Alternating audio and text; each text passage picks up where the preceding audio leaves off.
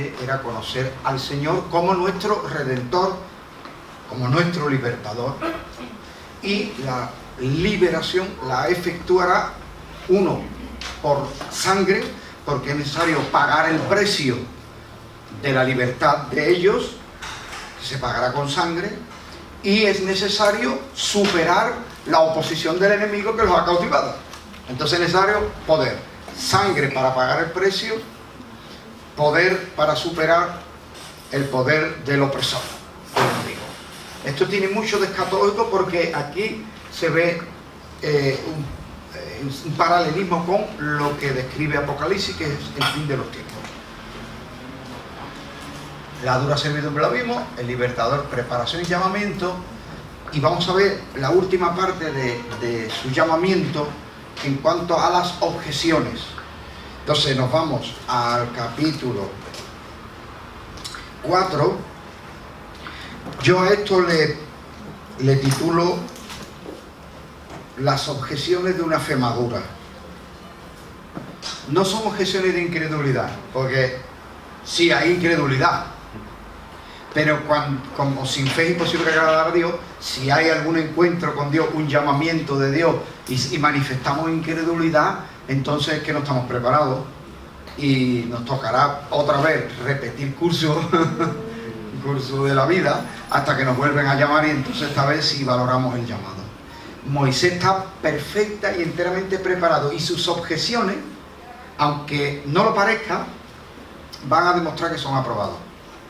La persona que tiene mucha iniciativa, mucho ímpetu, mucho aquí estoy yo, mucho currículum en lo alto de la mesa, normalmente todavía le falta preparación. A lo mejor le sobra preparación académica, a lo mejor le sobra currículum, a lo mejor le sobra carisma y le sobra virtudes y muchas cosas, pero le falta algo: saber que la obra la hace el Señor. Entonces toda esa iniciativa, es aquí estoy yo, es que en la iglesia deberían hacerlo como yo lo veo, es que si el pastor me hiciera mi caso, esto funcionaría mejor. No ponemos en duda sus capacidades, sus ideas, su deseo, buen deseo, pero le falta todavía pasar por la escuela del quebranto. Cuando alguien está maduro para un llamamiento en el que nuestro mayor éxito es no estorbar a Dios, hay que pasar antes por el quebranto, y cuando una persona ha pasado por el quebranto, normalmente ante un llamado presenta objeciones, que yo le digo objeciones de una fe madura. Capítulo 4, versículo 1. Entonces Moisés respondió diciendo: he aquí que ellos no me creerán. Bueno, ahí tiene una objeción, que en verdad es la segunda, porque la primera la mencioné la clase pasada. ¿Quién soy yo? Esa es la primera objeción. Objeción de una fe madura. ¿Quién soy yo? Cuando alguien llega: no, es que yo soy el abogado, no, es que yo soy el más anciano, no, es que yo soy el que más ofrenda, es que yo soy el más leal, yo que soy el más antiguo, yo soy algo.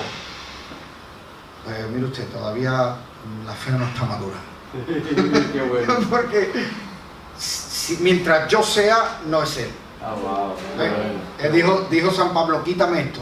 San Pablo era un hombre tan virtuoso, un hombre tan recto, un hombre tan perfecto a nuestros ojos, y había una cosita, un algo, y no creo que era un defecto moral, era algo, una debilidad, una limitación, algo que le superaba y que le limitaba de alguna manera. Y él rogaba a Dios para que el poder de Dios le quitara esa limitación, para entonces ya ser. ¿Y qué le respondió el Señor?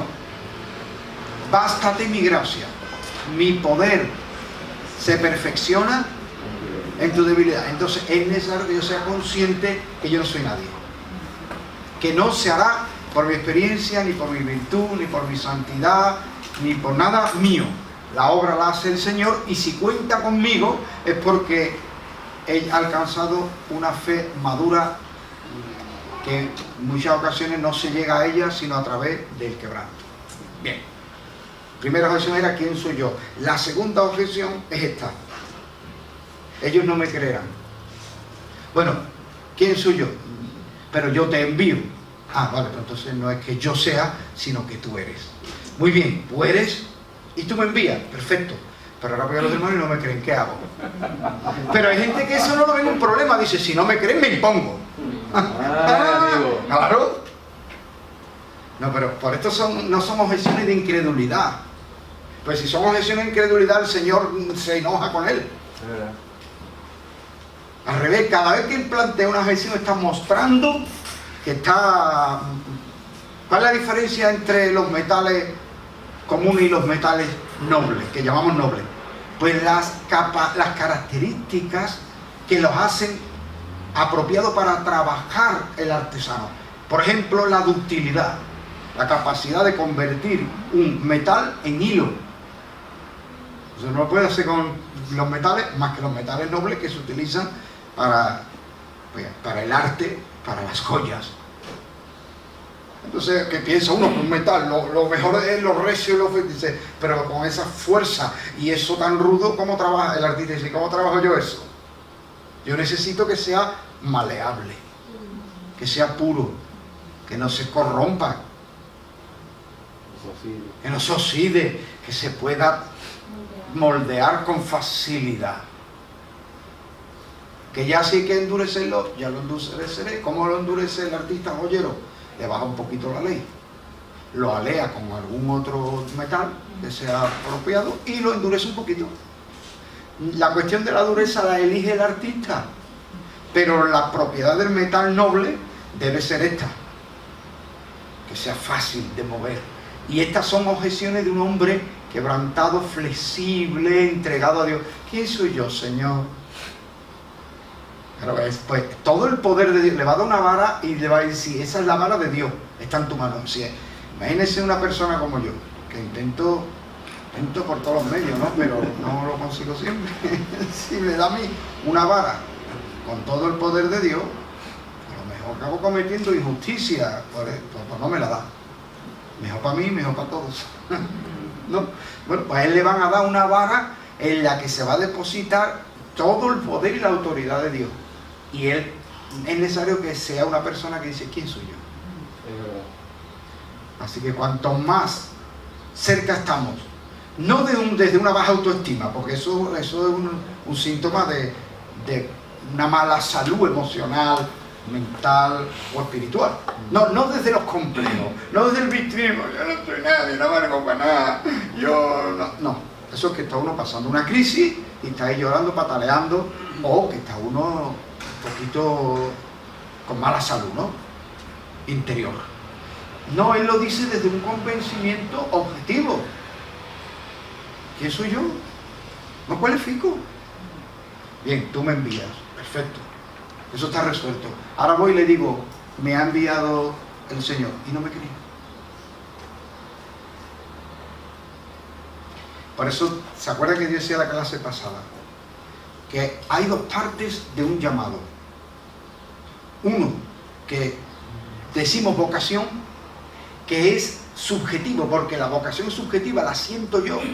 Siento que Dios me ha llamado, siento un deseo, siento orientar mi vida hacia esto, siento que ese es el motivo fundamental de mi existir y de toda la providencia de Dios me ha traído a esto. Vale, eso es subjetivo. Yo le digo, pastor, que Dios me ha llamado a la predicación.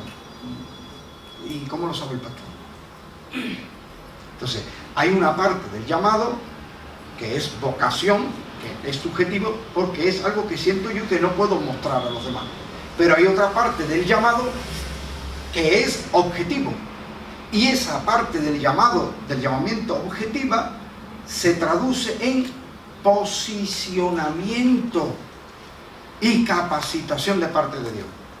Pastor, que yo siento de predicar. Y el pastor, ¿qué me va a decir? Pues sí, pues si siente que Dios te ha llamado a predicar, bien, pues lo ponemos en Dios. Porque si le dice eso, entonces todos los domingos predicaría uno diferente. No tenemos tiempo.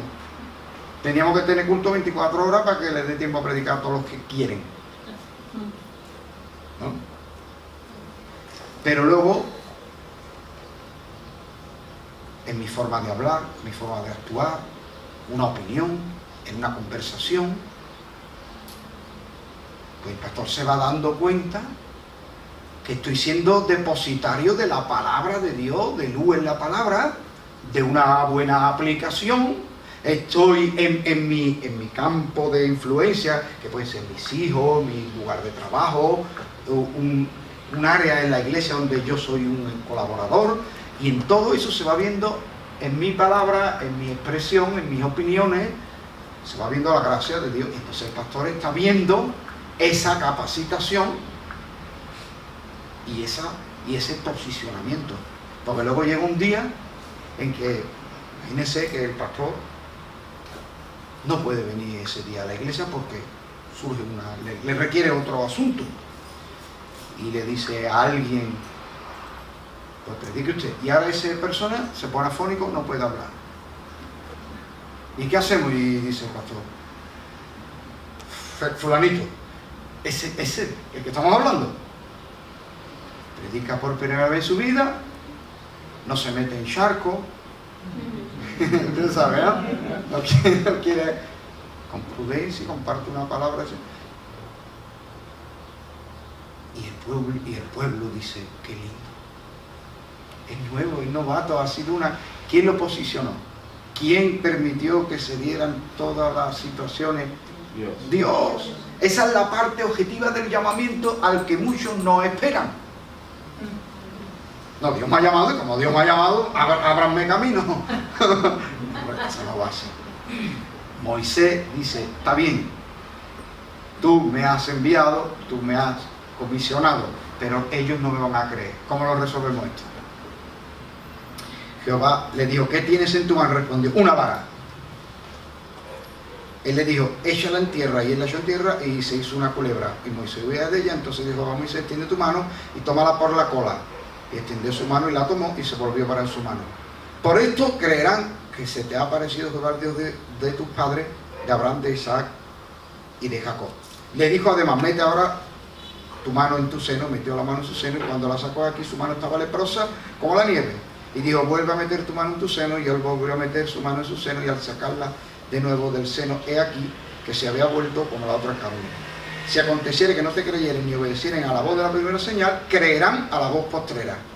Y si aún no creyeren a estas dos señales, ni oyeren tu voz, tomarás de las aguas del río y las derramarás en tierra, y se cambiarán aquellas aguas que tomarás del río, serán sangre en la tierra. 3 señales con las que Dios quiere posicionar de manera objetiva a su hombre, al hombre que ha llamado. Una, ¿qué tiene en la mano? Una vara. ¿Por qué tiene una vara? Porque ha trabajado 40 años guiando a unas ovejas y siendo fiel, aguantando la inclemencia del tiempo, siendo leal, siendo entregado a un trabajo muy duro. Pastorear ganado es muy duro. Y él ha sido fiel y leal, y son las ovejas de otros. Entonces Dios le dice, esta parte de tu vida te ha preparado, te ha dado una formación ya en tu carácter, en tu forma de ser, para hacer lo mismo con mi pueblo. Tú vas a hacer para ello, yo te voy a comisionar, te voy a dar la autoridad, te voy a investir de mi autoridad. Hasta ahora era la vara de la autoridad sobre un rebaño de animales. Ahora te voy a dar la autoridad sobre mi pueblo. Yo te la voy a dar. Y lo voy a hacer porque tú, que tienes en tu mano una vara, has sido fiel. No has matado a las ovejas, no las has robado, no las has dejado desamparar, no te has ido a dormir después cuántos lobos han devorado, cuántas ovejas. No, tú has sido fiel y leal cuidando a un rebaño de animales. ¿Cuánto no más será fiel pastoreando a mi pueblo? ¿Qué tienes en la mano? Esto es lo que vas a hacer. Pero ¿qué pasa? La cuestión es no que Moisés se convenza de la preparación de Dios, que el pueblo le crea. Una de las cosas por las que el pueblo teme a los líderes es porque temen a la tiranía. ¿Cómo te entregamos nuestras vidas, nuestros recursos? Yo tengo una teoría, o no estoy equivocado. Si hubiera un pueblo que creyera de verdad en la honestidad y en el deseo de servir y del bien común de sus gobernantes, esa sería la nación número 1, aunque fuera una nación que esté ahora en vías de desarrollo. Si es que el cáncer de los pueblos son sus gobernantes, por norma general. Tremendo eso. Esto lo hemos visto en la iglesia. Hay iglesias de gente humilde, sencilla, con pocos recursos. Pero cuando ven un equipo pastoral, con ánimo, con anhelo, y confían en ello, se entregan. ¿Qué hace falta? Pues mira, que tenemos que rehacer la instalación de la electricidad para que nos den el permiso, y se vuelcan los hermanos. Uno que yo soy electricista, yo le voy a echar eso 2 o 3 horitas, y ¿cuánto va a cobrar? No cobro, esto lo hago yo para el Señor, para la obra de Dios. No, hermano, sí, pero cobre. No cobro. Otro viene y dice, ¿cuánto valen los cables? Pues yo los compro. Y así. Y ves cómo el pueblo se vuelca. ¿Por qué? Porque confían en las personas que están al frente de un proyecto común, y confían porque no tienen miedo de la tiranía. Si estamos hechos con una mentalidad y un sentido de pertenencia, todo el mundo quiere pertenecer a algo, por eso somos del Madrid, del Sevilla, del Betis, del Barcelona, del PP, del PSOE, de Podemos, de la Peña Flamenca, de algo, queremos ser parte de algo. Incluso a veces los pastores nos damos cuenta que hay personas que vienen a la iglesia y uno no nota en ellos una fe, una devoción, una conversión, pero se siente a gusto, se le trata bien en la iglesia, ha hecho amistad con los hermanitos y se siente bien, y bueno, pues nada, pues ya está. Y se siente parte de algo, y lo necesitamos, ser parte de algo. Imagina un mundo tan egoísta, donde hay tanta traición, murmuración, cuando encuentras un grupo de personas en las que te involucres y te sientes bien. Entonces, no me van a creer, dice, ¿qué tiene la mano? Una vara, la autoridad dice, tírala en el suelo, se convierte en una culebra. ¿Habrá algo más imprudente que tomar una serpiente por la cola? Eso es muy imprudente. Dice, esta señal los va a convencer. Tienes una vara. Ellos desconfían de la vara de autoridad por la tiranía. Si se someten a ti, mañana tú te puedes aprovechar de ello y los puedes subyugar. Tira la vara, se convierte en una culebra, y tú tomas la culebra por la cola y se convierte en vara. Es verdad que la vara de autoridad con la que hemos confiado en nuestro líder o en nuestro presidente o las personas que estén al cargo es que se puede tornar una culebra, pero no me va a envenenar. La autoridad, el cargo, el peligro que conlleva la vara de Dios en mi mano no será para mí tóxico ni venenoso, ni se me revolverá. Se vuelve vara. Tremendo eso. Porque seguiré siendo un pastor. Wow. No seré faraón, ni seré... A mí el carguito no me va a intoxicar, ni me va a envenenar, porque vengo de la escuela del desierto, del quebranto de Dios. Por eso Pablo dice, no se puede con un neófito, porque se envanece y cae en la condenación del diablo. Y hay hermanos que son lindos, lo tienen todo, y hay que esperar, y no se le puede decir, porque si no, entonces no pasa su prueba. No le va a decir, hermano, eres muy nuevecito, pero el año que viene ya te pongo. No, si le dice eso, no, le tiene que decir, bueno, gracias por tu ofrecimiento, te estamos considerando, la Junta de Ancianos pues lo tendrá en cuenta, tu ofrecimiento, y ya está, y lo deja ir. Experimente su quebranto y experimente sus crisis, y se ha puesto a prueba por Dios y por las situaciones. Y cuando dejan de ser un neófito, y cuando deja de ser una persona, un transeúnte que va y viene, cuando deje de ser un paracaidista, un oportunista, cuando deje de buscar lo suyo, cuando pierda su identidad y diga quién soy yo porque se ha integrado en un ente colectivo, entonces ya está preparado. Ya está preparado porque no se le va a volver la culebra y no le va a picar. Así funciona esto, hermano. Así funciona. Y ese es uno de los males. Tenemos un montón de neófitos en el pueblo cristiano. Gente que se les ha comprado con carguitos. Vengan ustedes de aquí para allá y aquí le daremos una... Uy, qué peligroso eso. Es verdad. Bueno, como eso de... Esto lo aprendí yo de Pastor Ovillo. Cuando dice uno una cosa un poco... No, en que ha sido bastante... Bueno. Está bien, gracias. Es un recurso para pasar a otra cosa. Ni cuenta me doy. Sí, sí, pero yo lo estaba el otro día pensando, digo, qué arte, qué gracia, ¿no? Gracias. Bueno, pues viene la tercera objeción que está en el versículo 10. Aquí otra vez tengo que ser un poquito, no quiero ser polémico, pero discrepar un poco de la tradición, porque nosotros los evangélicos también tenemos tradición, ¿eh? Mucha. No solo los católicos. Mucha. Todo el mundo dice que Moisés era tartamudo.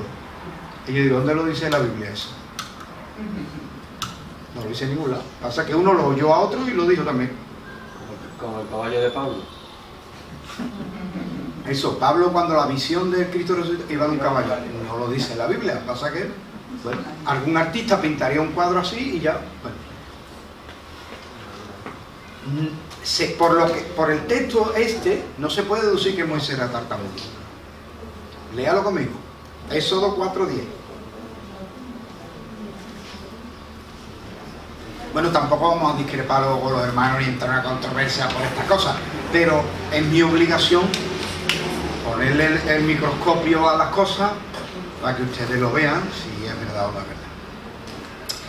Moisés, tercera objeción, dice: ay Señor, nunca he sido hombre de fácil palabra, ni antes ni desde que tú hablas a tu siervo, porque soy tardo en el habla y torpe de lengua. Algunos han interpretado que era tartamudo, y yo digo que no necesariamente. Sigo leyendo. Jehová respondió: ¿quién dio la boca al hombre? ¿O quién hizo al mudo y al sordo, al que ve y al ciego? No soy yo, Jehová. Ahora pues ve, yo estaré con tu boca y te enseñaré lo que hayas de hablar. ¿Cuál es la solución que le propone Dios? Yo te enseñaré lo que has de hablar. No era un problema de dicción, de pronunciación, ni de tartamudez. Era un problema de facilidad de retórica. Verá, nosotros razonamos a saltos. No hay nadie que tenga una mente tan ordenada que redacte en su mente y luego lo diga. No es imposible, no te acuerdas. Ni incluso aunque tú lo hayas escrito. Y cuando alguien lee un papel, aunque lo haya escrito él, un discurso, no resulta convincente. Número uno. Y número dos, Moisés lo que cree es que tiene que negociar con Faraón la liberación de los hebreos. Y yo como me pongo allí, yo nunca lo he sido. ¿Por qué? Porque tú puedes llevar un discurso escrito. Entonces se nota muchas veces a los políticos. Lleva un discurso escrito, el otro le dice una cosa y el otro responde lo que le da la gana. Porque responde lo que lleva escrito. Entonces, nosotros razonamos a saltos y vamos razonando según vamos hablando. Eso requiere de una energía, de una rapidez, de una fluidez. Y créame que normalmente razonamos de manera errónea. Eso está todo estudiado desde Aristóteles hasta hoy, eso está estudiado. De hecho, hay jueces que un tribunal superior les ha corregido la sentencia porque estaba mal argumentada.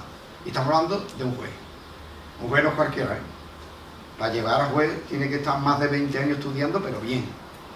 No llega cualquiera a juez. Conocimiento y redacta. Pues imagínense en una batalla dialéctica. El problema de él es: no soy un hombre capacitado para una batalla dialéctica. Se me queda la mente en blanco. El mismo Pablo le dice a los corintios que en el discurso quizá él no es el mejor, pero que en cuanto a conocimiento no es corto. O sea, el mismísimo Pablo, que leemos su sabiduría en sus escritos, quizá no era tan fluido para hablar. Es muy difícil hablar, muy complicado, y más cuando se establece una lucha dialéctica. el milagro del habla consiste en esto. Nosotros captamos algo que es la esencia de la cosa. Nosotros vemos esto. Y usted lo ha captado, ¿verdad que sí? Bien. Ahora yo le digo, ¿qué es lo que tengo en la mano? Y ahí empiezan las dificultades. Porque fácilmente todo el mundo dirá, una botella. Hasta ahí llegaríamos todos. Pero yo digo, ¿pero qué es una botella? Ahí ya vienen los problemas. Porque sabes lo que es, o sea, has captado por tus sentidos la esencia de la cosa. Pero ahora tienes que transportar o trasladar lo que has captado de la esencia de la cosa a palabras para que lleguen a otro que quizá no lo está viendo. ¿Cómo se llama eso? El logos. El logos es la expresión de la esencia de la cosa. El logos se corresponde con la cosa. ¿Y qué utilizamos para organizar el discurso y transmitir el logo a otro? La retórica. Eso es lo que está diciendo Moisés. No soy bueno en la retórica. Soy torpe para eso. Entiendo bien las cosas, aprendo muy bien, pero soy incapaz de trasladar esto y mucho menos de manera convincente y de reponerme ante las objeciones, los ataques y las contradicciones. Por eso, un poquito más, en la misma objeción va a decir enviar que hayas de enviar. Hay genios de las ciencias, y son incapaces de explicar nada ni de dar una clase. Es verdad. Los peores machos. Ay, esto le pasaba a él. No era un problema de tartamudez, porque si fuera un problema de tartamudez, Dios le hubiera dicho, yo te sano. Pero lo que él adolecía era de la capacidad de la retórica. Lo vais a ver, dice, yo estaré con tu boca y te enseñaré lo que hayas de hablar. O sea, yo organizaré el discurso, yo te daré el argumento, yo seré la seguridad y el poder de convicción en tu boca. ¿Sabe cómo se llama eso en el Nuevo Testamento? Denuedo. Los apóstoles eran del vulgo y sin letra, pero hablaban con un denuedo irrefutable, irresistible. Por eso les pegaban, porque no podían responderle. Estaban los escribas, los técnicos de la ley, los letrados, estaban acostumbrados a las batallas dialécticas. Desde el tiempo de Isaías hacían hasta ayuno para ganar los debates. Pero cuando hablaban 4 pescadores, un recaudador de impuestos, y personas del burgo, trabajadores cualquiera, hablaban con tal convicción, argumento y denuedo, y no eran capaces de refutarlo y pasaban al siguiente grado, la violencia. Y le pegaban un palizón, lo azotaron y dicen, no vayáis a hablar más ni a predicar más. Muy bien. Entonces, esto es lo que le está diciendo. Yo seré el denuedo. Yo seré la capacidad de organizar argumentos. Yo seré el poder de convicción en tu boca. Eso es lo que da el Espíritu. Y ante esto dice Moisés, ay Señor, envía, te ruego, por medio del que debes enviar. Entonces Jehová se enojó. Ahí sí hay incredulidad. Envía al que debes enviar. Pero Moisés, no es una cuestión de una capacidad humana. Yo pondré en tu boca las palabras. Así que no era un problema de tartamudez, era un problema de autoridad al hablar, de fluidez, capacidad de organizar argumentos, adaptarlos, trasladarlos. Es difícil, muy difícil eso, ¿eh? Muy difícil. Porque el lenguaje está lleno de trampas. En el lenguaje tenemos que luchar contra vaguedades. Por ejemplo, Juanito es calvo. Es una vaguedad. ¿Cómo de calvo es?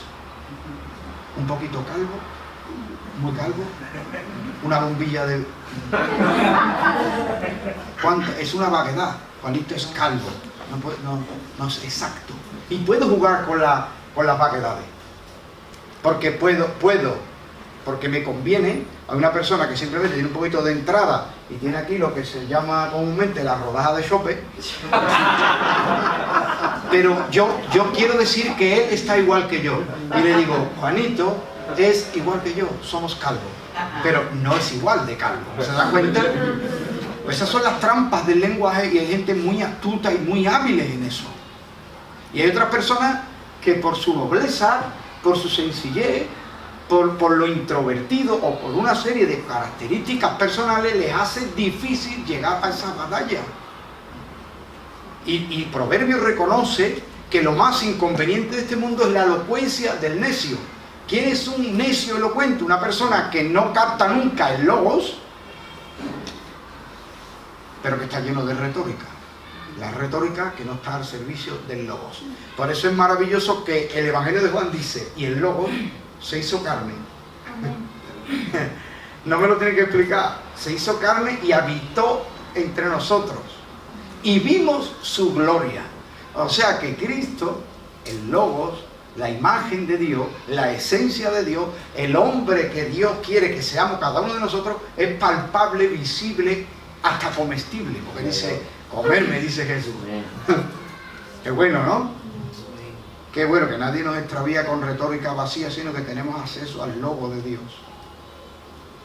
Dios se enoja con Moisés, se molesta cuando dice, envía al que debes enviar. Y entonces Dios le dice, ¿no conozco yo a tu hermano Aarón, levita, y que él habla bien? He aquí él saldrá a recibirte y al verte se alegrará en su corazón. Tú hablarás a él. O sea que al final es lo mismo. Lo que va a decir él es lo que tú le vas a decir. Porque si habla bien, pero tiene que dar el discurso, se lo tiene que dar Moisés. ¿Por qué? Porque Aarón no tiene el contacto con Dios y no puede captar el logos, porque está ajeno a la esencia de las cosas espirituales que no se pueden percibir con los sentidos naturales. Así que al final Aarón depende del logos que le trasladará Moisés sin la presión en la intimidad, y el otro captando el logos a través de la comunicación de Moisés tendrá otro desparpajo, otra agilidad y otra capacidad de argumentar, pero para ser un portavoz de Moisés. Eso está tremendo. Tú le hablarás a él y pondrás en su boca las palabras y yo estaré con tu boca y con la suya. Si fuera de tartamudez, Dios sanaría la tartamudez y punto y se ha acabado. Lo único que pasa es que Dios no nos va a cambiar de cómo somos. Y somos como somos. Y el que es bajito, es bajito. Y Dios sabrá por qué es bajito. Y el que mide 2 metros, pues mide 2 metros y Dios sabrá por qué mide 2 metros. No todos tenemos las mismas características, ni todos tenemos los mismos dones, ni todos tenemos las mismas capacidades. Yo estaré con tu boca con la suya y os enseñaré lo que habéis de hacer. Y él hablará por ti al pueblo y él te será a ti en lugar de boca. Y tú serás para él en lugar de Dios. Y tomarás en tu mano esta vara con la cual harás las señales. Al final la autoridad está en tu mano, aunque sea tu representante Aarón.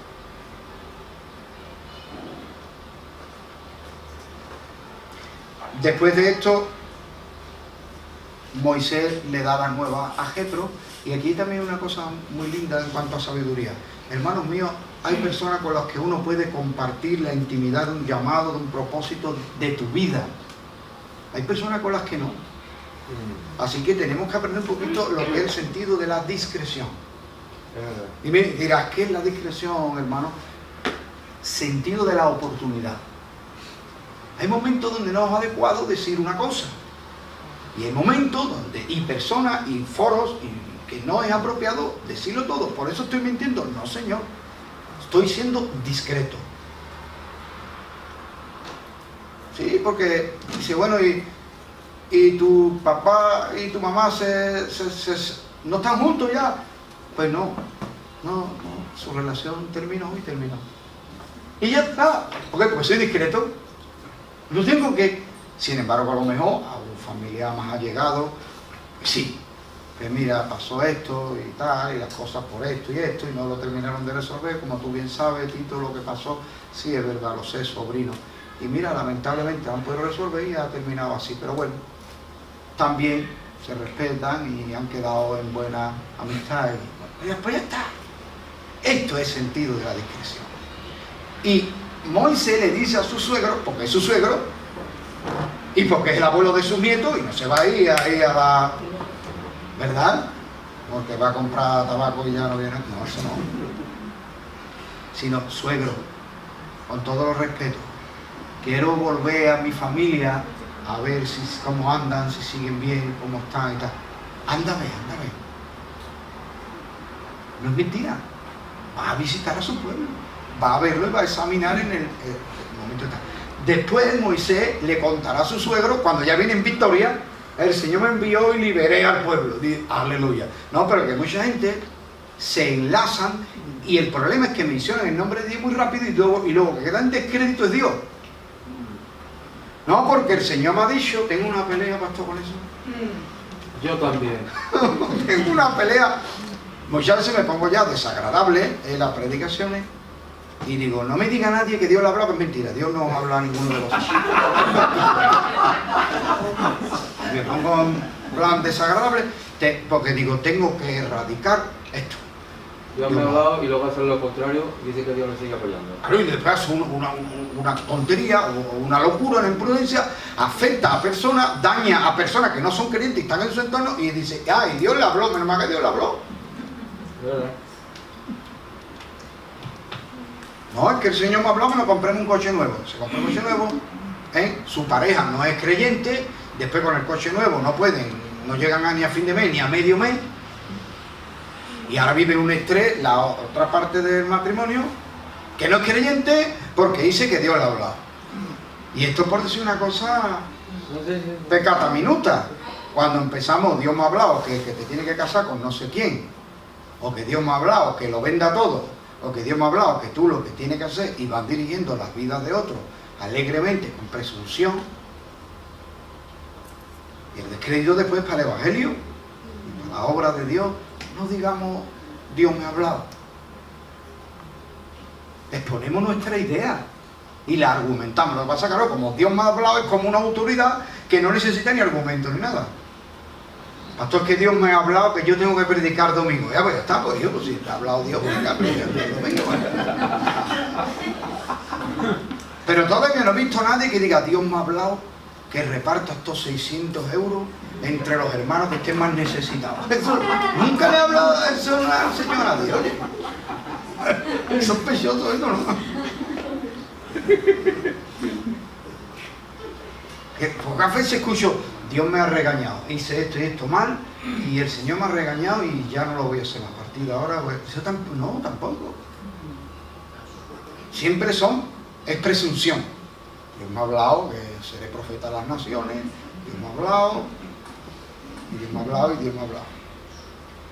Tomemos en serio el nombre santo del Señor. Es verdad.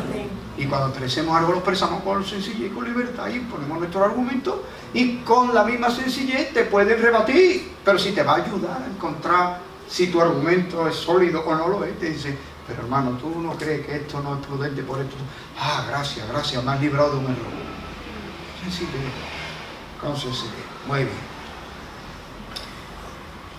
Por eso Moisés no le dijo a Jetro, voy a ir con Faraón, le voy a esto, yo voy a traer el pueblo y voy a liberar a mi pueblo y ahora vengo, suegro. Y dice el suegro, tú te has tomado tu tratamiento. Séfora, que tu marido que no se ha tomado tratamiento de salud mental y ya está otra vez con la afición y las cosas. Ya. Que no quede el nombre de nuestro Señor, que no quede nuestra fe en ridículo, porque somos imprudentes. Y lo había enviado Dios. Él dijo lo que podía decir dentro de la discreción. Wow. Suegro, voy ahí a ver a mi familia. Y luego tiene una misión, una encomienda. No voy a decir nombre, pero vino la señora, la esposa de un futbolista, a España. Y ella era pastora. Supongo que todavía lo seguirá haciendo, pero para aquellos tiempos era pastora. Y dice, porque su marido fue una de esas millonadas escandalosas, millonadas pornográficas que se pagan ya por los futbolistas, de todo punto fuera de ética y de lógica.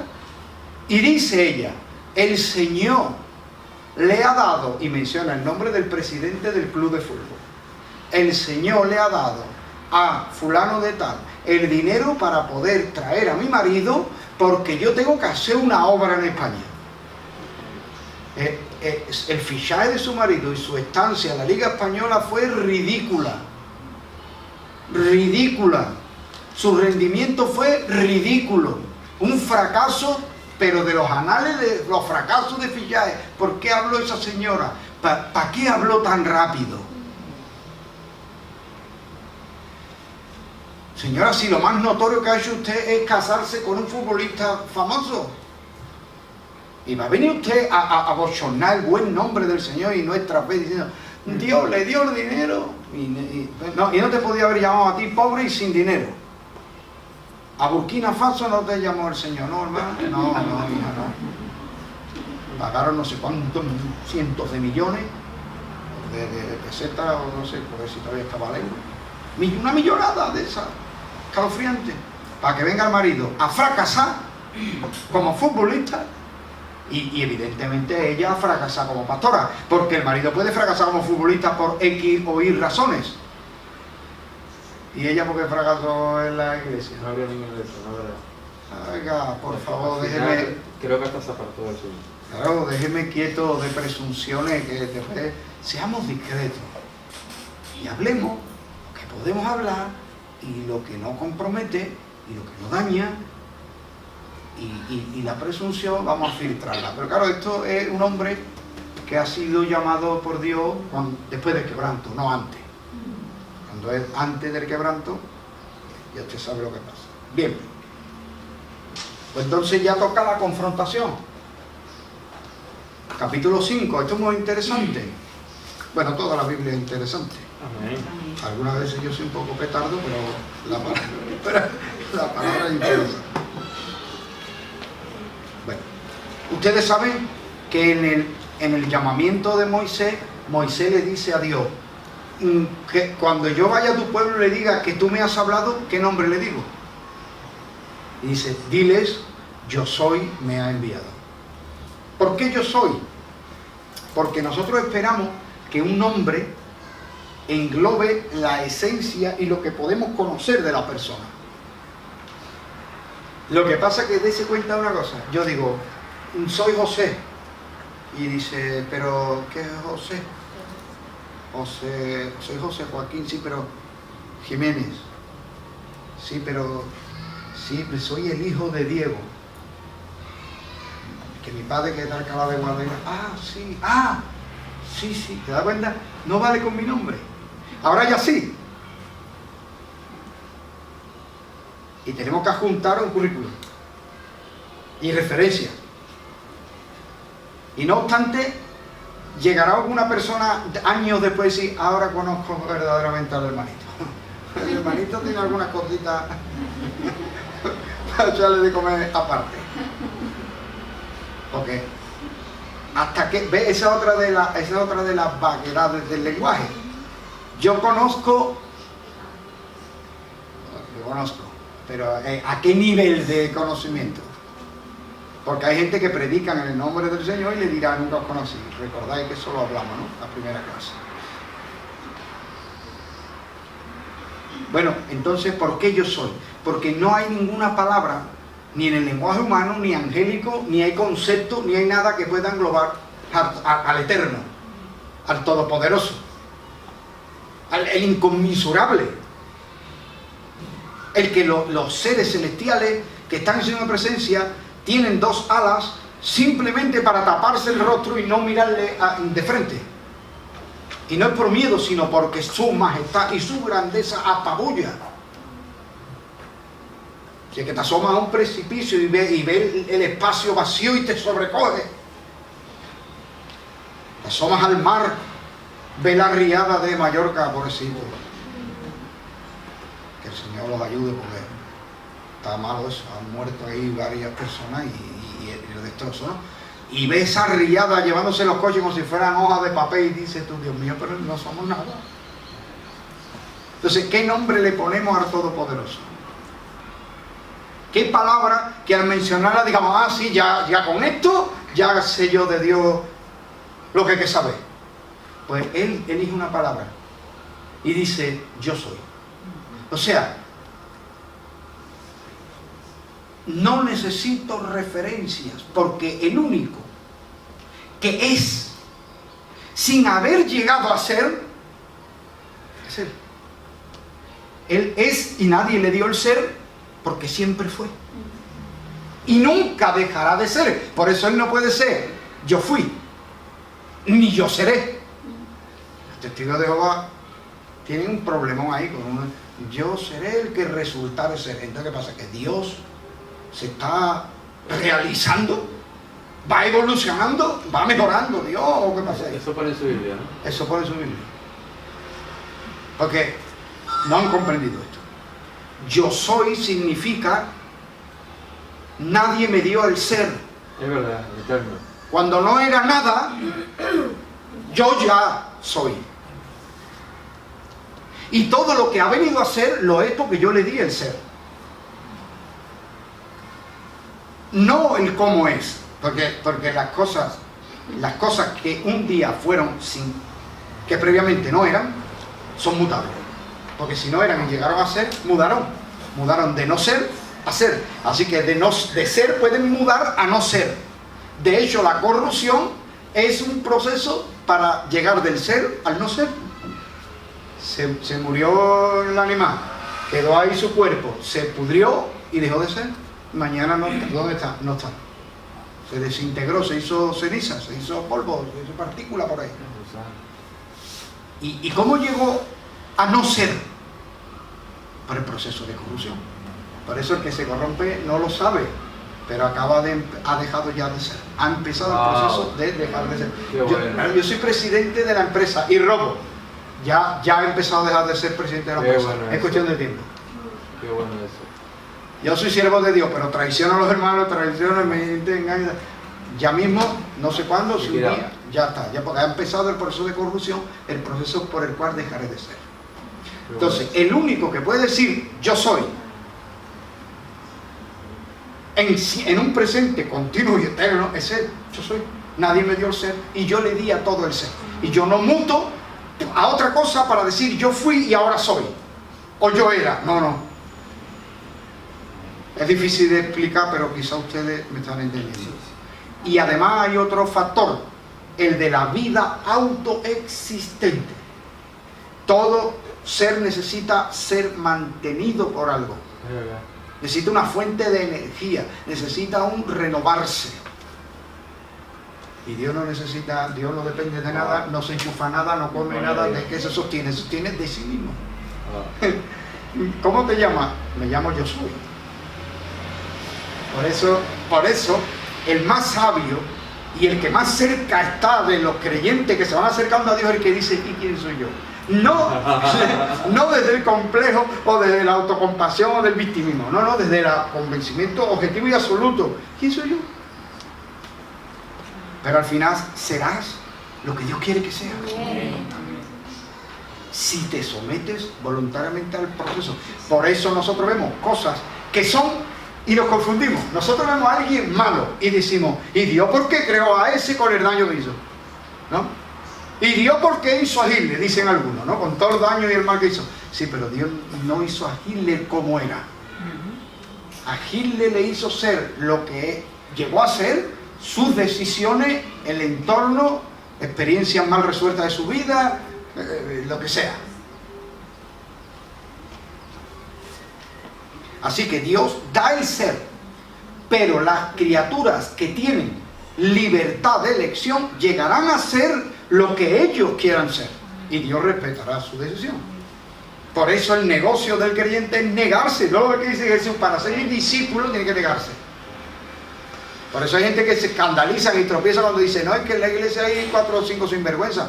Pero hay 4 o 5 sinvergüenza porque aún no quieren negarse, aún no han entrado en el proceso. Pero tengamos paciencia, porque con nuestro ejemplo y viendo el resultado de dejarnos llevar por el Señor, cómo todo nos va saliendo y Dios nos va prosperando, nos va bendiciendo al dejarnos llevar por Él, otras personas se animan. Porque hay criaturas que lo que están es defendiendo las cosas que tienen. Una vez llegó a un campamento de niños y adolescentes que tenían problemas. Y mis niñas estaban de monitoras, eran de las monitoras. Me dice, papá, es que hay niños que vienen con navaja, cuchillo. ¿Y cómo hacemos? Y yo le digo, no se lo quitéis, porque ellos tienen miedo. Ellos llevan eso ahí porque creen que esa es su seguridad y si alguien le va a agredir o lo que sea, ellos tienen eso ahí. Entonces, lo que debía hacer es tratar de convencerle que allí nadie les va a pegar, que nadie les va a hacer daño, que allí no necesitan eso. No se lo quite, dile que tú se lo guardas. Y después vinieron diciendo, papá, funcionó. Todos los niños que tenían navaja o cosas, le dijimos, mira, yo te lo guardo aquí, cuando termine, yo te lo devuelvo. Pero aquí no te va a hacer falta, aquí nadie te va a pegar, ni nadie te va a hacer daño, ni aquí va a venir un solo problema. Y los niños le daban, hay niños que sus padres están en la cárcel y venían a esos campamentos. Y niños que habían sido maltratados y abusados y tenían una rabia, tenían una amargura, tenían unos problemitas pequeñitos. Pero allí, ¿qué pasó? Que los niños que habían de la iglesia, que han tenido la bendición de crecer en un hogar cristiano y han vivido con tanta ternura, amor, le transmitieron su amistad, su amor a esos compañeritos. Cuando terminó, no quisieron llevarse la navaja otra vez. Y lloraban, se abrazaban, llorando porque se tenían que despedir de los otros niños y de los monitores. Y se iban a los centros de acogida y se iban llorando. Por eso hay muchas personas que han llegado a ser lo que son, pero Dios no los hizo así. Dios no lo hizo así. La verdad que el miedo engendra más miedo y rechazo, y el rechazo más miedo y más violencia. Y no hay nadie que diga, no tengo miedo. Y enseñe a otro a amar amando. Y enseñe a otro que no soy una amenaza para ti, porque yo lo mío lo entrego para ti. Esto es lo lindo de cuando viene uno a la iglesia. Yo vine a la iglesia y empecé a conocer a los hermanitos, el amor, el compañerismo. Y lo mismo un hombre con 60 años, yo tenía 19, ¿no? Y lo mismo un hombre con 60 años me hablaba como si yo fuera de su misma edad, con ese mismo respeto, pero también con franqueza. Y lo mismo me hablaba un jovencito de mi edad o un matrimonio casado. Y yo veía que era una igualdad entre todos, gente de un nivel cultural, de otro, de un nivel adquisitivo, de otro. Y yo veía que todo el mundo era una familia. Y me sentí tan dichoso y tan feliz de estar en ese grupo humano, porque estaba viendo la obra de Cristo en ellos. Y estaba viendo lo que uno puede llegar a ser en las manos de Dios si se entrega y entrega lo que tenemos, ¿no? Entonces, Dios es el que es y Dios nos da el ser. Nosotros nos rendimos a Él para hacer su voluntad. Entonces, ahora viene Dios y por boca de Moisés le dice, Jehová, el Dios de Israel, dice así, deja ir a mi pueblo. Respuesta de Faraón, no conozco a Dios. ¿De qué trata el libro? De conocer a Dios. No conozco a Dios. Ahí está la confrontación. ¿Quién es Jehová para que yo oiga su voz y deje ir a Israel? Yo no conozco a Jehová, ni tampoco dejaré ir a Israel. Hermanos míos, he dicho que esto tiene mucho de escatológico. No tropiecen porque está escrito. No tropiecen si esta duda, no duda, esta aseveración, porque esto parece una duda, pero no es ninguna duda, es una aseveración. No, ¿quién es ese Dios? No, el Dios de los hebreos, el Dios del pueblo de Israel, de los descendientes de Jacob. ¿Qué? Claro, si le estuviera diciendo el Dios de Allende los mares, podría. Pero dice, el Dios de un pueblo que yo los piso y se quedan pisados. Aquí el Dios soy yo. Aquí el único Dios que hay soy yo y mi potencia. Y yo impero aquí. Y creemos en dioses místicos que le dieron a Egipto ser la potencia número 1. Y esos dioses están representados en forma humana en mi persona. Entonces, Moisés, escúchame, no venga aquí ahora a que te has inventado pero tú qué crees, que te me vas a decir a mí, hay un Dios nuestro ha dicho que nos deje ir y que yo aquí ves, oh sí, marcharos. ¿Pero tú de qué vas? Pues mire usted, señor faraón, usted dice que no le conoce, pero le va a conocer en breve. Entonces, pero digo, no se asusten los hermanos ni se frustren si ven que a nivel general no vamos hacia la fe global, sino al revés. O sea, todo colectivo, la sociedad está muy sensibilizada con no discriminar a ningún colectivo.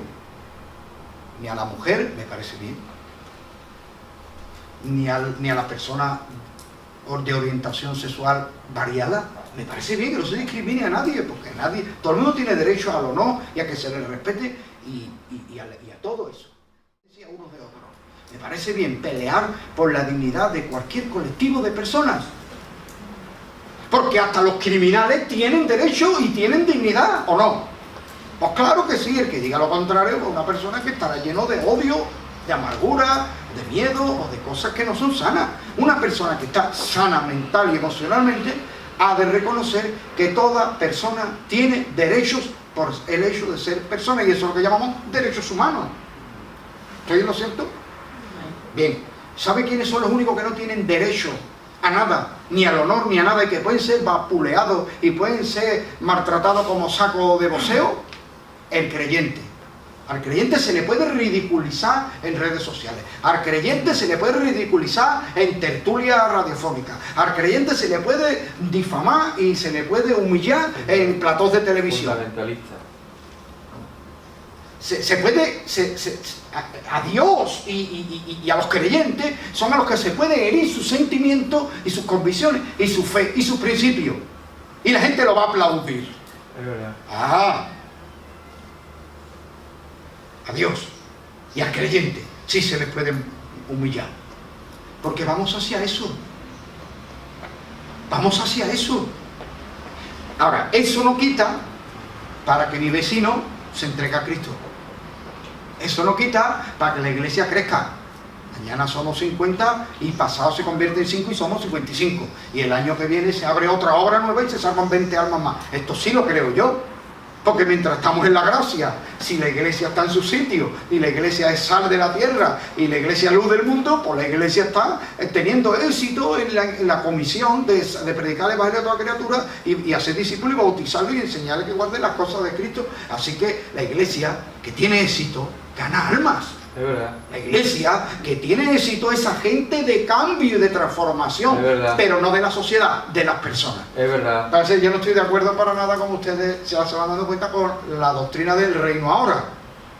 Nosotros no vamos a copar todas las esferas de la sociedad para después decirle a Cristo, pues entrónate, que nosotros ya te hemos conquistado el mundo para ti. No, Señor. Lea Apocalipsis. Lea Mateo 24 y se va a dar cuenta que la hostilidad hacia la fe y hacia el creyente va a ir al máximo, y el clima será cuando el anticristo prohíba toda forma de adoración y de expresión de devoción y dirá, no hay Dios más que yo. Y el falso profeta hará que una imagen de él hable. No sé si será un milagro o será tecnología, no lo sé, pero lo hará. Y la gente dirá, ¿quién como la bestia? Y ahí está Faraón, en eso está Faraón. ¿Y qué vendrá en Apocalipsis? Las plagas de Dios para quebrantar a una humanidad completa que dice a Dios y lo reta diciendo, ¿qué? ¿No te das cuenta que Dios no existe? Mira, lo blasfemo y que no me pasa nada. Y muchos creyentes están en su frustración, sentido de frustración, intentando en toda calamidad o catástrofe atribuírsela a Dios, creyendo que de esta manera va a demostrar que Dios existe y castiga a la maldad, para que se cree que así los demás van a temblar y van a venir a la iglesia mañana corriendo. Eso es un error. Si hay un terremoto, no, castigo de Dios. No diga eso. Si un loco desalmado se mete con un rifle, una ametralladora en una discoteca gay y mata allí a un montón de personas, hay quien dice, un juicio de Dios. No diga una barbaridad como esa, por favor.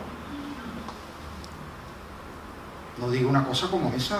Porque Jesús dijo esto. ¿Se acuerdan cuando se cayó la torre del Siloé y mató a unas cuantas personas que estaban ahí abajo? ¿Ustedes piensan que eso se merecía más la muerte que los demás? Y le dice Jesús esto: todos vosotros pereceréis igualmente si no os arrepentís. O sea que al final da igual si morimos uno a uno, si morimos todos, si morimos de forma natural o trágica, si morimos de viejos o de jóvenes. El drama es partir de este mundo habiendo despreciado el perdón y el favor de Dios en Cristo. Esa es la tragedia. Porque está establecido que el hombre muere y después viene el juicio, no antes. Ahora están diciendo en Mallorca, y hay técnicos que hablan y se atreven, hay otros técnicos que no se atreven a hablar porque no se van a meter con los políticos ni con el poder. Pero dice uno de los técnicos, es que hay la confluencia de dos torrentes no se puede edificar, o sea que entonces no van a decir nadie un juicio de Dios o que Dios es malo o que... No, oiga, no edifique donde pueda haber riadas. O sea que cuando somos simplones, somos simplones. Dios va a quebrantar a Faraón porque Faraón es una prueba de lo que llegará a ser el mundo. El creyente ninguneado, los poderes malvados y el imperio de los hombres soberbios, y dirán, ¿y dónde está ese Dios? Nunca lo hemos visto, ni hacer bien, ni hacer mal. Y el argumento más pesado será la falta de éxito, entrecomillado, en lo propio del pueblo y el ser subyugado. Y hay muchas religiones que los han comprado el poder, les han comprado el discurso.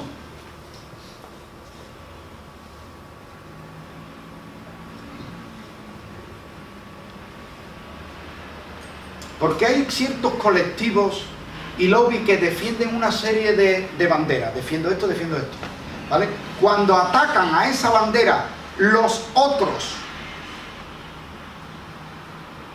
ellos salen a la calle y protestan, esto no se puede hacer, esto es un ultraje, esto no se puede hacer, esto es malo, ¿sí?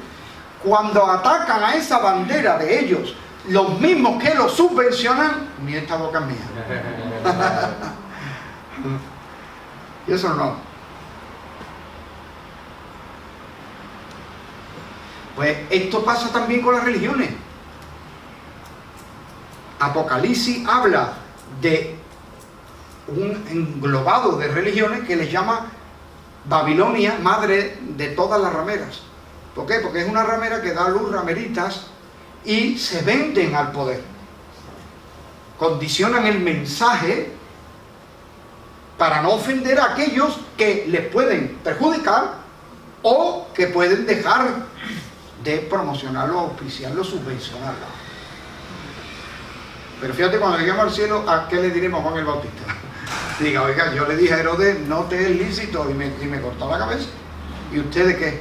No, es que yo no me atrevía a decirle a mis gobernantes ni a los grupos de presión. Yo nunca me atreví a hablar en contra de lo políticamente correcto y de lo establecido, porque yo era una persona muy prudente.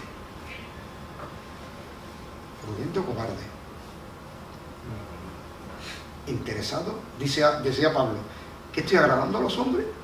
¿Qué busco? ¿El favor de los hombres o de Dios? Si agrado a los hombres, ya no estoy al servicio de Dios. Claro, porque está al servicio de los hombres. No, mire usted, yo tengo una misión que cumplir. Y la misión que tengo que cumplir es la de la voluntad de Dios. Y si la voluntad de Dios está en desacuerdo con la de usted, pues yo tengo que hablar contra usted. No es personal, no se lo tome lo personal. O sea, Moisés le dice a Faraón, escúchame, Faraón, Dios ha dicho esto, deja ir a mi pueblo. Ahora, Dios le ha advertido de antemano y le dice a Moisés, Faraón no va a querer soltar al pueblo. Pero tú le vas a decir esto, Israel es mi hijo, y tú tienes preso a mi hijo, y tú no dejas ir a mi hijo, y yo voy a acabar matando a tu hijo. Y eso se lo dice en la confrontación, en el primer ramo. Dios ha dicho, deja ir a mi pueblo. Yo no sé quién es ese Dios. ¿Quién? ¿El Dios de los hebreos esto? ¿El Dios de los pestosos esto? ¿El Dios de los esclavos esto? ¿El Dios de los parias esto? ¿Qué Dios es ese? No te inventes más cuentos para dejar de trabajar. Ese Dios no existe y no voy a aflojar ni un ápice mi autoridad y mi señorío. Entonces Moisés le dice, porque no lo dice en este capítulo 5, pero lo dice en el anterior, el final del 4. Dice, y tú le dirás esto a Faraón, Israel es el hijo de Dios. Y si tú no sueltas al hijo de Dios, Dios matará a tu hijo. Y esa va a ser la 10ª plaga, al final. O sea, el final es por causa de haber oprimido a mi pueblo y negado mi autoridad sobre mi pueblo e impedir que mi pueblo me sirva, perecerás tú y tu dinastía.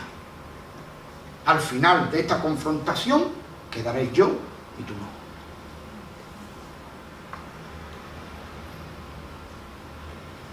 Entonces, queridos hermanos, va a venir la mano fuerte del Señor,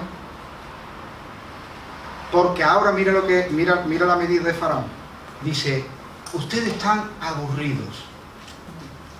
Yo les voy a meter más carga para que ustedes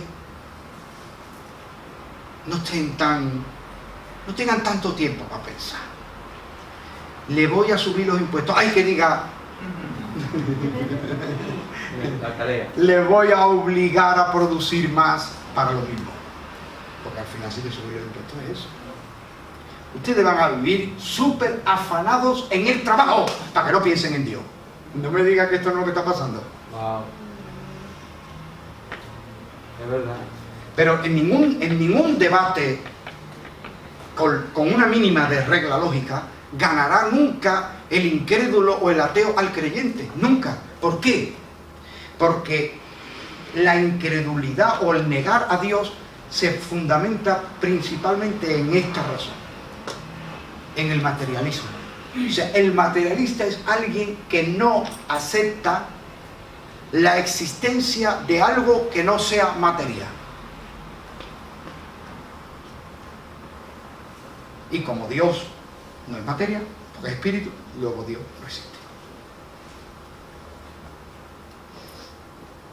¿Por qué? Porque cree haber demostrado y haber visto y comprobado por su sentido que en el mundo físico no ve los efectos de Dios, ni puede atribuirle. Debería atribuirle a Dios la creación, pero bueno, por la evolución ha quedado muy bien. Y religiones cristianas que tienen miedo a que le digan ignorantes, retóricos, todo eso, aceptan la evolución. Bueno, pero la evolución no tiene ningún sentido más que el negar que somos generados, creados y diseñados por Dios. Es verdad. Porque no hay ningún diseño, eso hizo un poquito a poco ahí, con la suerte y con el correr del tiempo. Pues viva la pepa, métele millones de años para que sea más creíble. Pero vamos, que si un estudiante no abre los libros, aunque esté matriculado 20 años, no se saca la carrera. Vengan años. No, es que con los años la letra evolucionó y se puso ahí en el aire y respirándola, muy bien, está perfecto, sí. ¿Y usted se puede creer eso? No, yo no voy a creer eso. Salud mental, te están esperando. Hay unas personas muy amables, con sus batas blancas, que te van a echar una manita. No, la creación no se la puede atribuir a Dios. La creación es una cosa ahí casual. Hay más probabilidades, muchísimas más probabilidades de que tire una moneda y caiga en el suelo de canto y se quede ahí, y que de que se cree solo las cosas. Te puedes pegar toda tu vida tirando la moneda y nunca te va a quedar de canto. O sea, no, Dios no existe. ¿Por qué? ¿Por qué? ¿Por qué no existe? Porque lo digo yo. ¿Por qué? Porque no veo sus efectos. Lo que no saben es que hay un tiempo, yo se lo he dicho varias veces a ustedes, el tiempo está orientado al fin. O sea, todo, como el agua que cae se precipita del cielo y cae en la tierra, y por causa de la diferencia de altura va a ir buscando el centro de la tierra. Al final, ¿cuál es el punto más bajo del planeta? Los océanos. Los abismos de los océanos es el punto más bajo. Entonces, el agua se precipite donde se precipite, va a terminar en el océano, el mar. Pues así es el tiempo. El tiempo, el transcurrir del tiempo, no tiene otra opción que acercarnos hacia los propósitos del Dios soberano que dijo, y no hay quien estorbe a su consejo. Y al final de los tiempos, el final de los tiempos será: salvaré y podré salvar a aquellos que se han agarrado en confianza a mí, y los que me negaron se quedarán sin la oportunidad. Dios no necesita, mire, si nosotros fuéramos rivales, esto es una cosa que dijo Job a Dios. Cuando Job se vio quebrantado, se vio roto, se vio deshecho, como la creencia popular era: si eres bueno, Dios te premia, y si eres malo, Dios te castiga, pues Job llegó ya a creer que Dios lo estaba castigando. Y él, como se sentía en limpia conciencia de su última trayectoria de vida, llegó a pensar que Dios lo estaba castigando por los pecados y las locuras de la juventud, de la mocedad. Y le dice: ahora me castigas, ahora vas a llamar a memoria mis pecados de la juventud. Y le dice: te ensañas conmigo, yo que soy, yo soy la hoja de un árbol que se cae. Te ensañas conmigo. No, pero él ve que Dios, no seríamos rival para Dios. ¿Usted ve a alguien que monte en cólera contra una hoja de un árbol? No, porque no es rival. Si hay una hoja que te molesta, con toda la paz y la tranquilidad, quita la hoja. Pero te empleas a fondo con un enemigo que sea de tu tamaño. Y tú dices: aquí la tengo que dar todo, porque si no me derrota. ¿Ustedes piensan que los seres humanos, ni los demonios, ni ningún ser creado por Dios son rivales para Dios? Si Dios quisiera erradicar, nos erradicaba ya y hacía otro mundo, otro. Con solo expresar, Él crearía 1, 2, 3 universos, lo que quiera. No hay límites para Él. Lo único que pasa es que Él, una vez que nosotros en nuestra libertad de elegir, elegimos hacer lo que nos vengan ganas, y después ya veremos lo que pasa,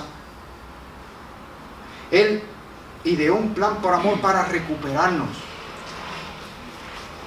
Y una vez que termine ese proceso y ese tiempo, los que se hayan salvado y acogido al plan de salvación gratuito por la misericordia y el amor de Dios, se salvarán, y los que lo hayan rechazado, lamentablemente, se habrán perdido por su propia decisión. Entonces, el fin de los tiempos es ese. El tiempo va a llevar a Jesucristo hacia un trono donde todos sus súbditos vivirán por siempre por la vida que Él les otorga. Y los que rechazaron la vida, el amor y la misericordia de Dios, lamentablemente tendrán lo que eligieron. Y ese es el fin de los tiempos. Y Dios lo está avisando a través de esto. Esto que está pasando aquí con Faraón es lo que va a pasar al final de los tiempos. Entonces, una vez que Faraón dice: ahora os voy a aumentar la carga, y ustedes van a ver que no hay Dios, y que no hay espíritu, y que no hay nada más que el mundo material donde yo mando, y ustedes van a estar esclavizados, y ustedes van a trabajar hasta los 65, los 70, los 80, lo que me da mi la gana.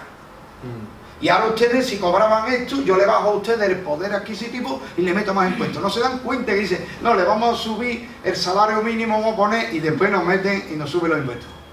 Y nos suben la luz, y nos suben el agua. Y si ahorra un poquito, te meten un esto para que no le puedas dejar a tus hijos nada. ¿Sí o no? Pues claro. ¿Por qué? Porque Faraón no quiere soltar las almas.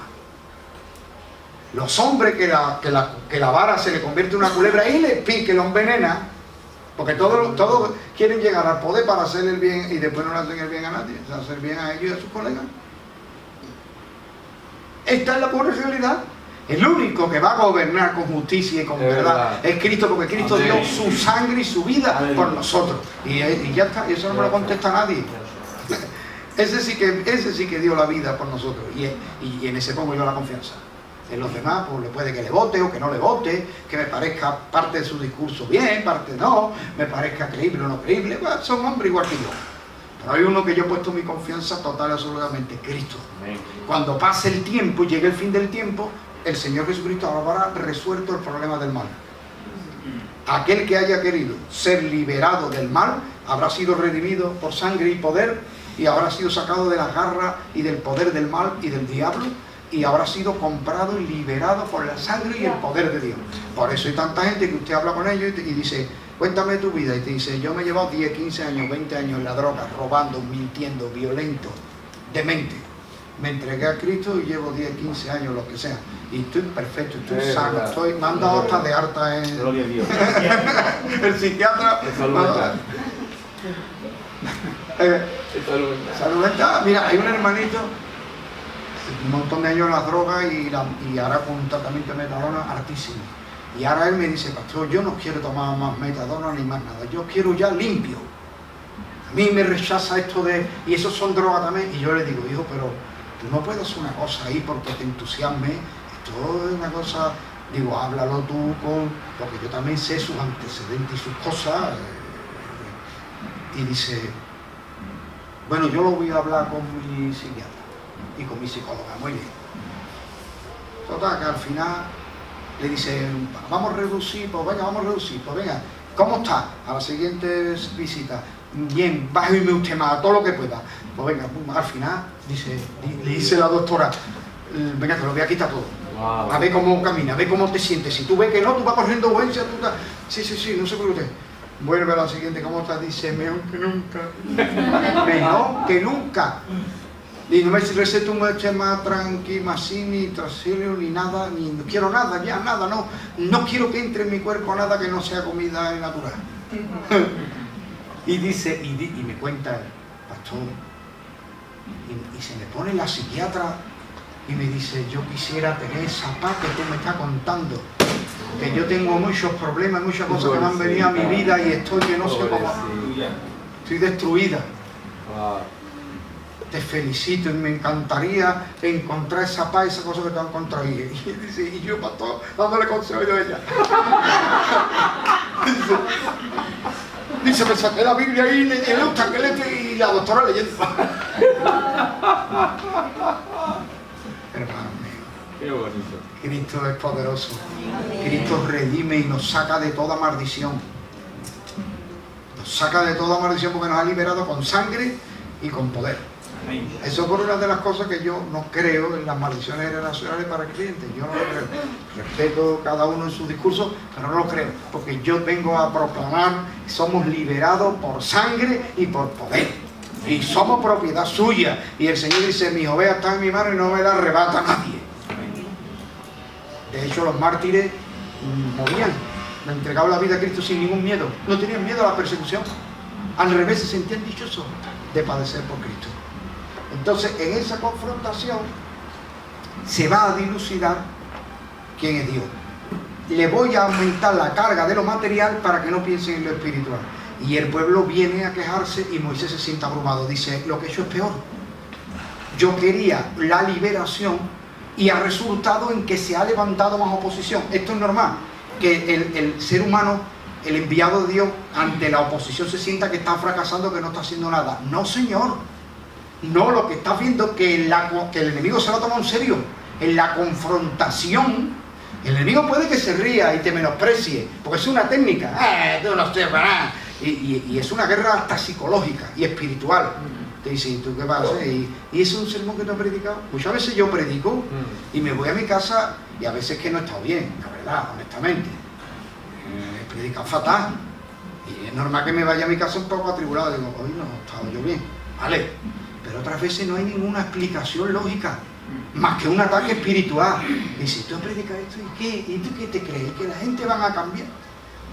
Y cuando un hermano se pelea con el otro recae en la droga, la otra vuelve a los chismes, y te dicen, pero pastor, ¿y tú estás quemando tu vida en esto? Y aquí nadie cambia. Mentira satánica. Eso es lo que quisiera el diablo, que dejáramos de predicar y de anunciar a Cristo y de creer en la obra del Señor. No vamos a dejar esto. Aunque él se pone duro y se pone el enemigo sacando pecho, pero después se asusta. Por eso dice, tengo que aumentar la presión. Porque como el pueblo crea y se lo crea, al final se van. Y le aumenta la presión. ¿Y Moisés qué hace? Se va a la oración. No se va a las galletas con Faraón. Porque eso es un error. Ni se pelean entre ellos. Porque ahora dicen, Moisés, tú. Mire qué palabra tan mala. Hombre, como le va a decir esto a tu hermano, que no es que Moisés, tú le has puesto la espada a nuestro enemigo en la mano. Tú. Porque antes de tu venir estábamos mejor. Y ahora que estamos viniendo a la iglesia, yo lo traslado a día de hoy. Ahora que estamos viniendo a la iglesia, ahora que tú estás ofrendando, ahora que tú vienes, ahora que tú cantas, ahora que tú te has quitado de todo lo malo y ahora te va peor, ¿no? Entonces, ¿para qué vienes tú al culto? ¿Tú para qué buscas a Dios? ¿De para qué hora?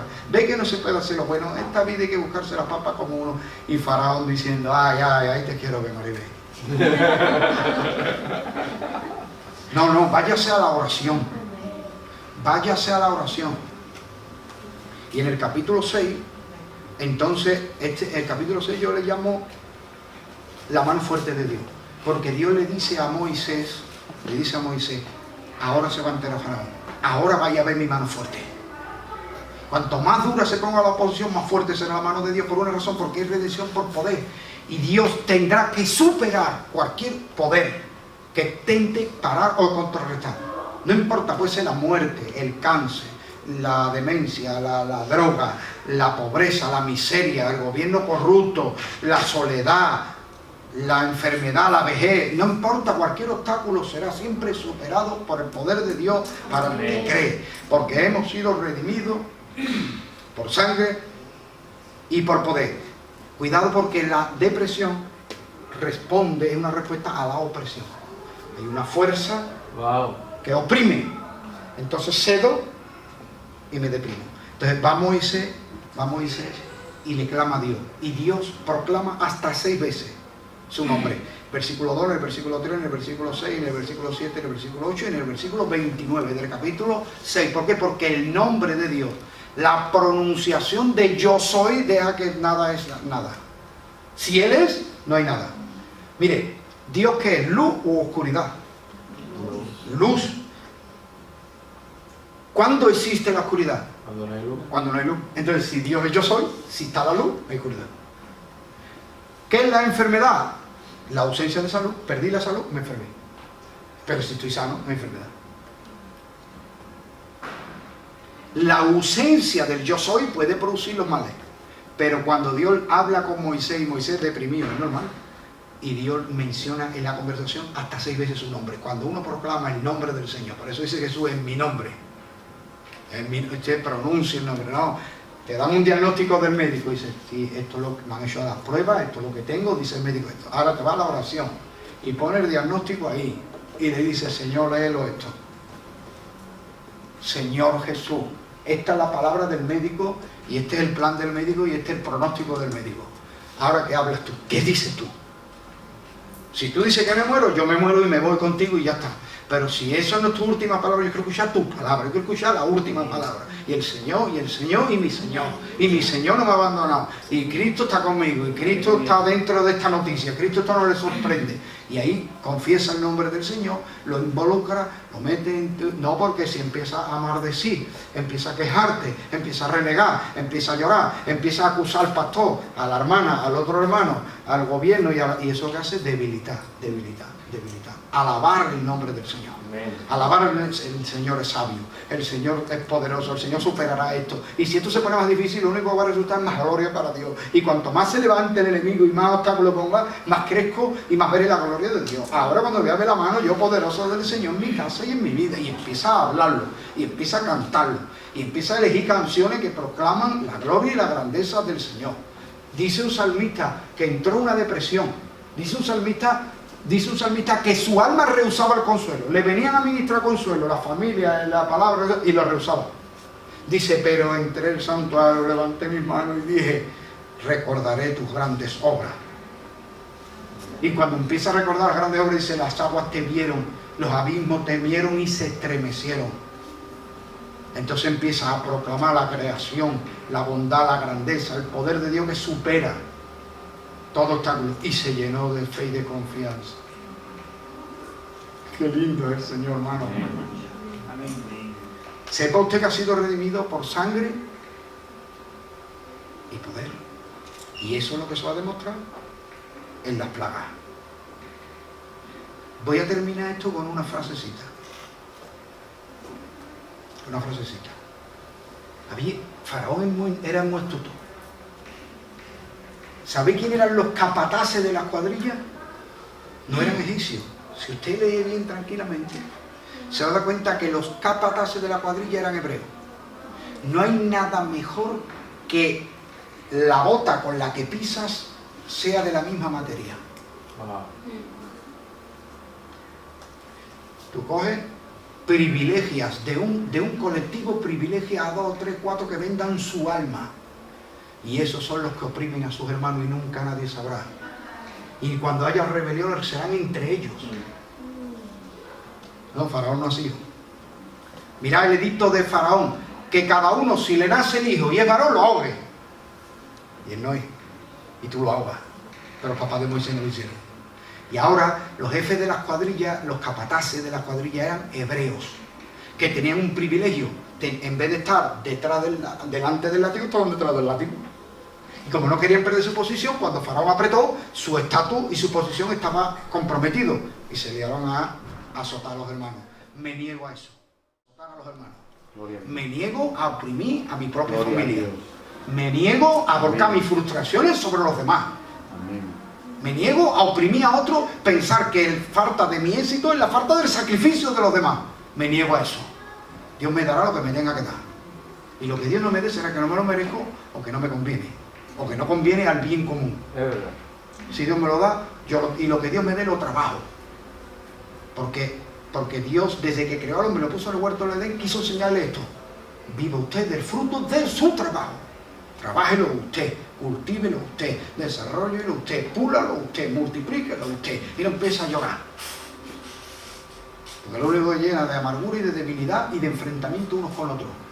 Faraón aprieta que los capataces y los capataces aprietan los hermanos y ahí nos estamos matando entre nosotros.